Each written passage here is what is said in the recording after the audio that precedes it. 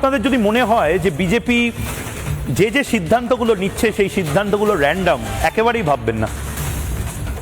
প্রথম ক্যাবিনেটে কাঁটাতার নিয়ে যে সিদ্ধান্তটা হয়েছিল সেটাও স্বপ্ন ছিল বিজেপির।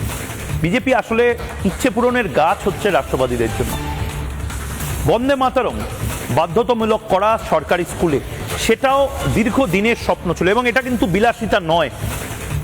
বিজেপি বিলাসিতার জন্য এই বন্দে মাতরমকে বাধ্যতামূলক করছে সরকারি স্কুলে, বা কাঁটাতার অবিলম্বে লাগানোর কথা বলছে, বা বিভিন্ন জায়গায় অবৈধ নির্মাণ থাকলেই ভেঙে দেওয়ার কথা বলছে। এগুলো কিন্তু এমনি এমনি বিলাসিতার জন্য বা কোনো সেডিস্টিক প্লেজার পাওয়ার জন্য করছে না, যে দেখ কিছু লোকের দারুণ অসুবিধা হবে, একেবারে নয়।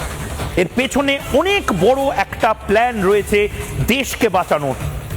এবং আপনারা হয়তো ভাবছেন যে তিলজলার বিভিন্ন জায়গায় কেন বুলডোজার চলছে, এর সাথে দেশ বাঁচানোর কি প্ল্যান?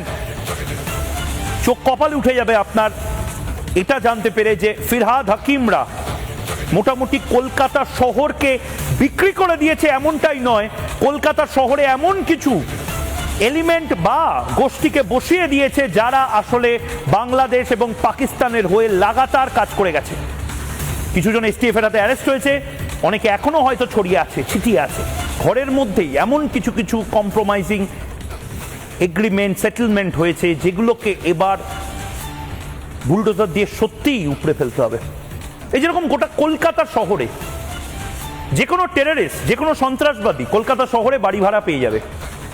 কলকাতা শহরের পুলিশ বা কলকাতা শহরের মেয়র এতদিন ধরে যে সিস্টেমটা চালু রেখেছিলেন তাতে নামকে ওয়াস্তে কাগজে কলমে একটা নিয়ম ছিল, কিন্তু আদপে সুখবৃষ্টির মতন অত বড় একটি আবাসনে আমরা খালিস্তানি জঙ্গি ধরা পড়তে দেখি, আমরা গ্যাংস্টার ধরা পড়তে দেখি, আমরা গুলশন কলোনিতে দেখি কিভাবে লস্করে তয়বা এবং আইসিসের হ্যান্ডলার সে ধরা পড়ে, এবং পড়বে নাই বা কেন? মাসুদ কলোনিগুলো হয়েছিল কি করে? মাসুদ কলোনিগুলোতে জলের লাইন কারা দিয়েছিল? বিদ্যুৎ কি করে গেছিল? অরূপ বিশ্বাসকে বা ফিরহাদ হাকিমকে জিজ্ঞেস করলে তারা বলবে আমরা জানি না, নিচু স্তরে হয়েছিল। কিন্তু এই নিচু স্তরটা কি বিপজ্জনক, অ্যাকাউন্টেবিলিটি না থাকাটা কি বিপজ্জনক, এটা তার মাসুল দিতে হবে হয়তো কলকাতা শহর এবং পশ্চিমবঙ্গকে, বিধাননগরকে দিতে হবে, নিউ টাউনকে দিতে হবে। গোটা বাংলাকে ফিরহাদ হাকিমরা জাস্ট বিক্রি করে দিয়েছে। ছত্রে ছত্রে বেআইনি লাইসেন্সিং এর রাজ, ফায়ার অডিট হয়নি, গোটা কলকাতাতে বিভিন্ন অলিতে গলিতে বসতি তৈরি হয়েছে, রোহিঙ্গা কলোনি তৈরি হয়েছে।